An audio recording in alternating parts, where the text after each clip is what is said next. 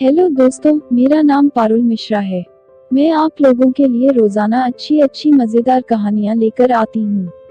दिन भर के कामकाज खत्म करने के बाद मैं एक कहानी लिखती हूँ। कहानियों का मुझे बचपन से ही शौक रहा है और क्यों ना हो, ये कहानियां हमारी कल्पना शक्ति को बढ़ाती हैं। कहानियां लोगों को जीवन का अर्थ समझने में मदद करती हैं। आओ दोस्तों, आज फिर से हम एक मजेदार कहानी का आनंद लेते हैं। बहुत पुरानी बात है। कुंवरपुर नाम के एक छोटे से कस्बे में एक व्यापारी रहता था। उसका नाम हीरामल था। वह गेहूं और चावल का व्यापारी था। उसके गोदाम में एक लड़की काम करती थी जिसका नाम सुलेखा था।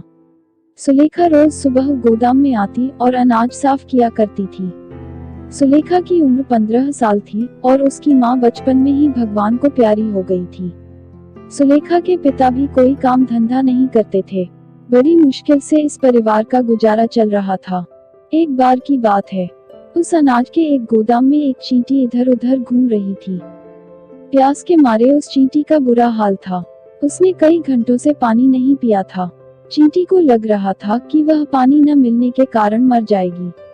अब उसकी हालत ऐसी हो गई थी कि अब उससे चला भी नहीं जा रहा था। तभी अचानक से एक बूंद चींटी के ऊपर आकर गिरी और उसकी जान बच गई। जैसे ही चींटी ने पानी पीना खत्म किया, उसे विचार आया कि ये पानी की बूंद कहां से आई।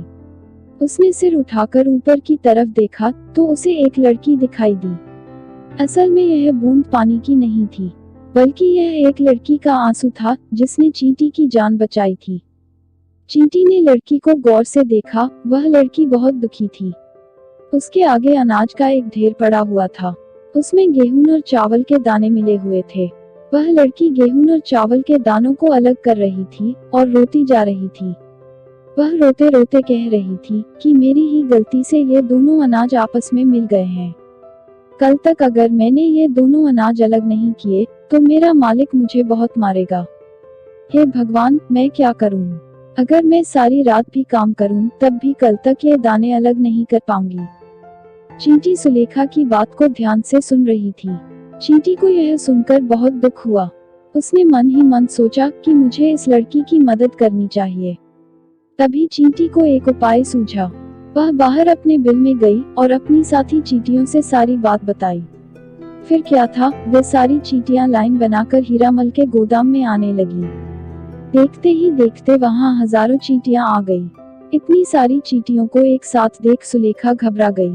सुलेखा को लगा कि अब तो बंटाधार हो गया। ये सारी चींटियां सारा अनाज खा जाएंगी और मेरा मालिक मुझे बहुत मारेगा। उधर चींटियां अपने काम में लग गई थी।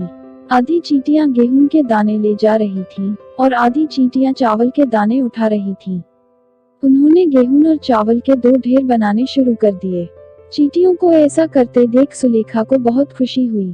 शाम ढलते ढलते चींटियों ने सारा अनाज अलग अलग कर दिया। अगले दिन सुबह जब गोदाम का मालिक वहां आया तो लड़की का काम पूरा हो चुका था। यह देखकर हीरामल बहुत खुश हुआ। इस तरह आंसू की एक बूंद ने चींटी और उस लड़की दोनों की जान बचाई। कहानी से सीख, हमें कभी भी विपत्ति में धैर्य नहीं खोना चाहिए। जिंदगी में कभी कभी ऐसे पल आते हैं जब हमें निराशा होती है। हमें हमेशा आशावान रहना चाहिए। आपको मेरी कहानी कैसी लगी? कमेंट बॉक्स में बताइए ताकि मैं आप लोगों तक अच्छी कहानियां ला सकूं। हमारे चैनल को सब्सक्राइब करना ना भूलें और साथ ही वीडियो को लाइक करें। इस वीडियो को अपने दोस्तों के साथ व्हाट्सएप, इंस्टाग्राम और फेसबुक पर अवश्य शेयर करें। नई मजेदार कहानियों के नोटिफिकेशन के लिए बेल आइकॉन को जरूर दबाएं। धन्यवाद।